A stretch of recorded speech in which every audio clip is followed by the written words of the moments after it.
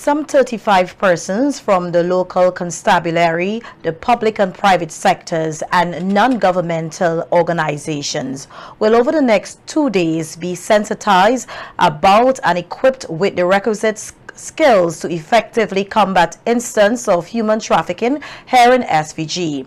The training workshop being hosted by the National Task Force Against Trafficking in Persons, the Interministerial Working Group Against Trafficking in Persons, and the Anti-Trafficking in Persons Unit in collaboration with the United States Embassy in Bridgetown, Barbados, and the Warnath Group from Washington, D.C., pointing out that the training workshop forms part of the government's continuing trust to fulfill its obligation in tackling human trafficking locally and internationally. Head of the Anti-Trafficking in Persons Unit, Junior Simmons, stressed the need for a multidisciplinary and cross-sector approach in tackling human trafficking.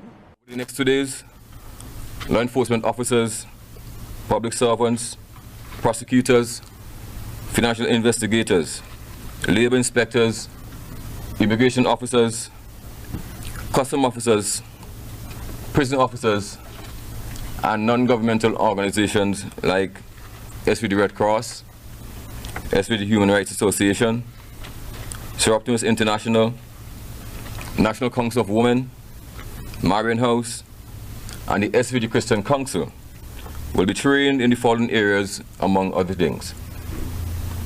1. Interviewing victims of trafficking, international law and local law on trafficking, and identifying victims of trafficking. Thanking all partners and participants for their dedication towards bringing an end to human trafficking, Acting Commissioner of Police Colin John highlighted the work being done under the Anti-Trafficking in Persons Unit here in SVG, which he describes as an efficient and proactive arm of the RSVG police force. We are currently, we moved from the Tier 2 watch list to, we are currently on Tier 2. That's an improvement on our status.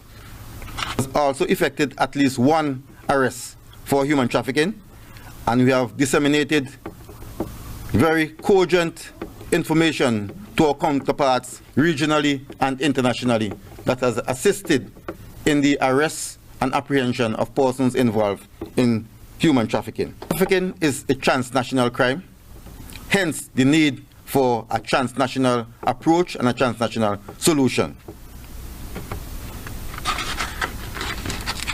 I just want to encourage the attendees here today to participate fully in the workshop, to soak up the information that you're given so that you can make St. Vincent and the Grenadines, the region, and the world a better place as a result of your effort.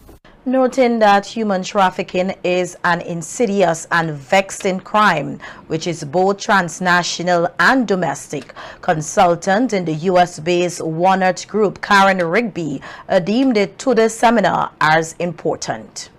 A concerted effort must therefore be made to make training and educational programs available to all of the stakeholders and actors in the public and private sectors, non-governmental and faith-based organizations, as well as the public at large, in order to raise awareness of the existence of the crime and the importance of taking the steps necessary to assist in eradicating it to the greatest extent possible.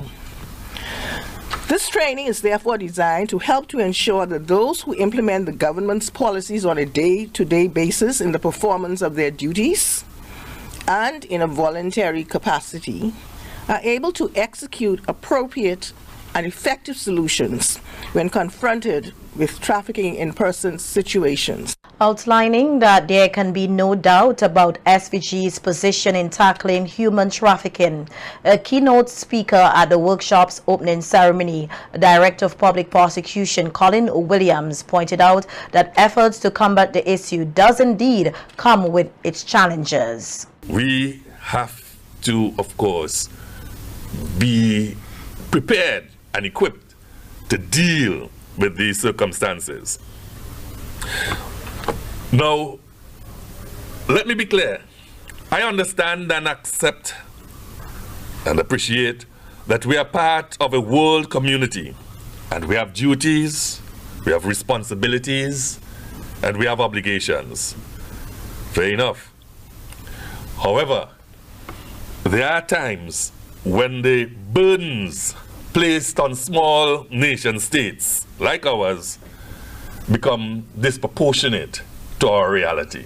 We have to be live and be real and appreciate that these hot button issues that dominate the international dialogue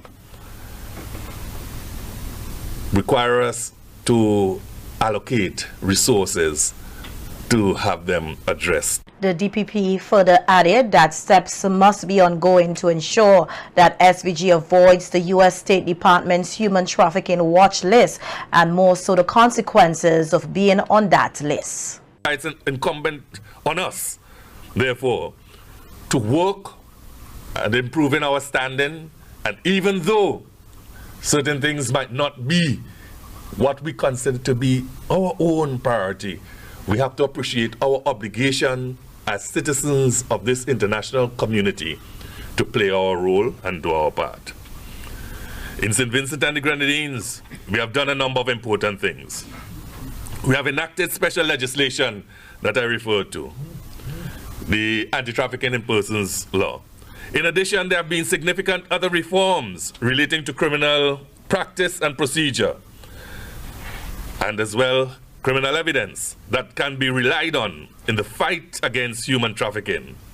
And here I think of things like the Witness Special Measures Act.